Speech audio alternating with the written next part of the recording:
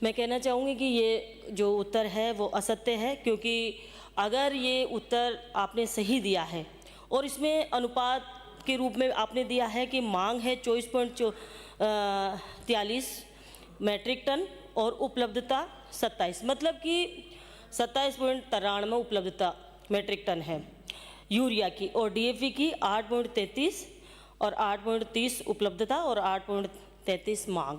तो इसका मतलब मांग से ज़्यादा उपलब्धता है।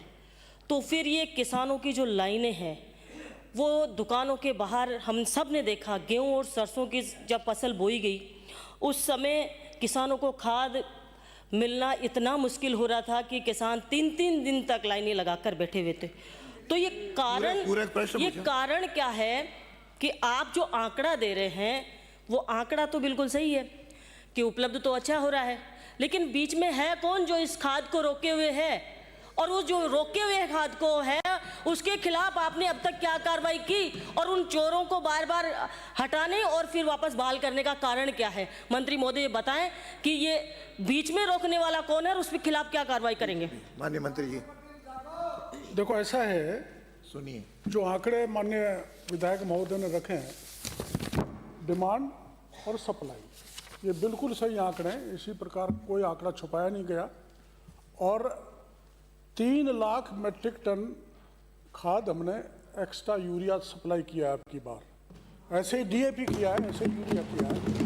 जो डिमांड है, डिमांड से ज़्यादा, डिमांड से ज़्यादा।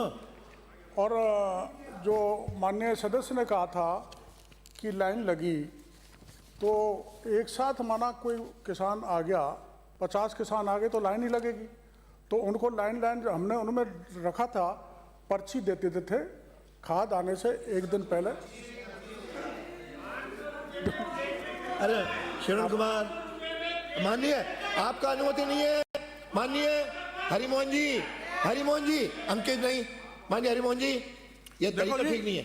हरिमोहन जी, आपका उत्तर, पूरा प्रश्न का उत्तर ही नहीं आने दे रहे हो। मैं ये कह रहा हूँ कि जो भी खाद डिस्ट्रीब्यूट किया है वो जितना आया, डिमांड हमने की भारत सरकार से, उससे भी ज़्यादा आया और हमने उसको वितरण किया। हाँ, ये शिकायत हो सकती है कि हल्की फुल्की कहीं कालाबाजारी हो, लाइन लगने की हो, तो उनको हमने बड़ा सुदृढ़ किया है। किसी प्रकार की जो है अनियमितता खाद वितरण में नहीं हुई, और कोई बीच में है ही नहीं। भारत सरकार भेजती है, हम वितरण की व्यवस्था करते हैं, और कंपनी जो है, जो पैनल्ड हैं, जो जिनको टेंडर मिले हुए हैं, वो कंपनी रैक से खाद को ले जाती है। तो बीच में कोई गड़बड़ घोटाले की संभावना ही नहीं है। अगला पूरा आप नहीं, आप बैठो। माननीय हरिमोहन जी, मैं तीसरी बार, माननीय अध्यक्ष महोदय, पूरा प्रश्न इनको पूछने दो। माननीय अध्यक्ष महोदय, माननीय मंत्री महोदय, पूरा प्रश्न जिसका आप प्रश्न लगा देना अगली बार। माननीय अध्यक्ष महोदय, मैं पूछना चाहूँगी माननीय मंत्री महोदय से कि मैं और मंत्री महोदय एक ही ज़िले से हैं, और उस ज़िले में हमने अखबारों में भी देखा, वीडियो में भी देखा, लाइनें लगी हुई थी, और माननीय मंत्री महोदय ने कई सारे जो डीलर हैं उनको सस्पेंड भी किया।